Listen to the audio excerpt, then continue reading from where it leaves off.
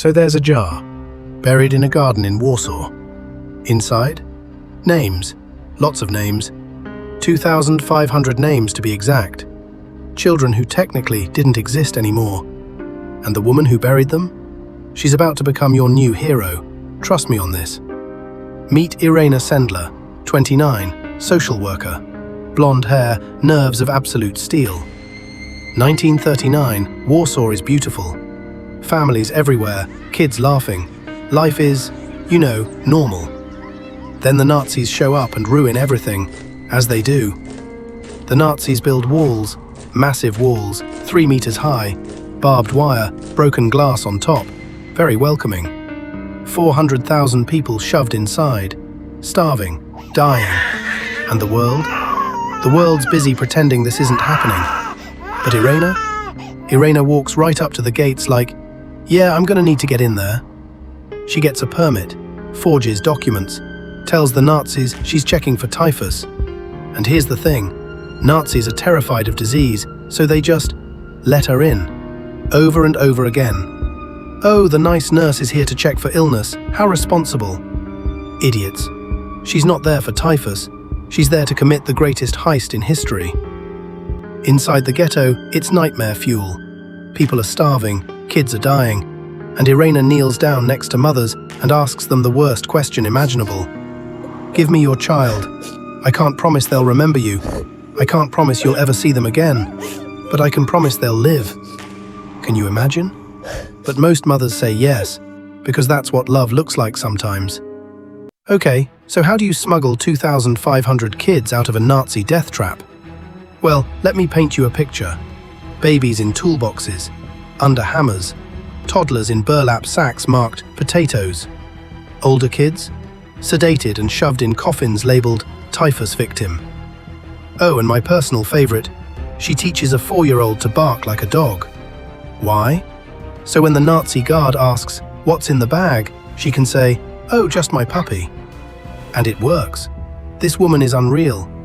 Every night she comes home, exhausted, probably having a mild breakdown, and she writes names, every single child's real name, their family, their address, everything.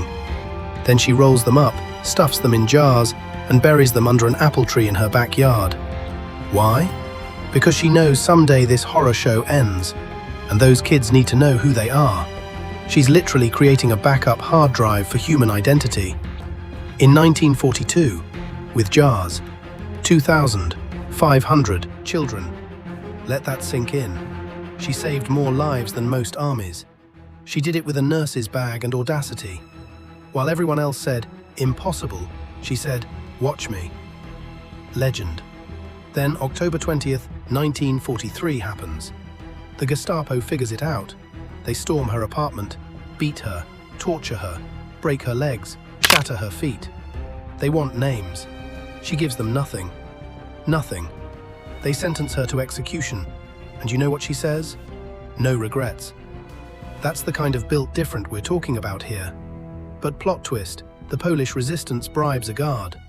The night before she's supposed to die, he opens her cell. She can barely walk. Her feet are destroyed. But she limps out anyway, into the fog. Gone. The Nazis execute Irena Sendler the next morning. Except she's not there, because she's a ghost now. A very angry, very much alive ghost. War ends. She digs up the jars, opens them, starts reuniting families. Some kids find their parents, most don't. The parents are gone, but the kids finally know their real names, where they came from, who they were before the world tried to erase them. All because one woman refused to forget. Years later, Israel invites her to Yad Vashem, wants to honor her, plant a tree, big ceremony. She says no. Why? Get this. I could have done more. 2,500 lives, and she thinks she failed. That's the thing about real heroes. They never think they're heroes. She dies in 2008, 98 years old, small apartment in Warsaw. Quiet, peaceful. Most people don't know her name, but 2,500 people do, and their kids, and their grandkids. She didn't fight with guns or armies. She fought with jars and a toolbox, and the kind of courage most of us can't even imagine. And she won.